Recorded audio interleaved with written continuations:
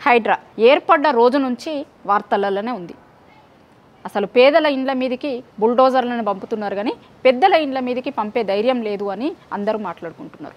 అయితే హైడ్రా విషయంలో, హైడ్రా రంగనాథ్ విషయంలో నిన్న కోర్టు సీరియస్ అయింది.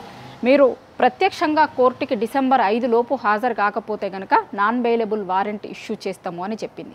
కోర్టులు అంటే కూడా మీకు లెక్కలేదా? ఒక కేసు విషయంలో ఆయనని పర్సనల్గా వచ్చి కోర్టులో అపియర్ కమ్మన్నది, కానీ నాకు వేరే పనులు ఉన్నాయి, ఆ పనుల కారణంగా నేను హాజరు కాలేకపోతున్నా అని కోర్టుకు చెప్పిండు.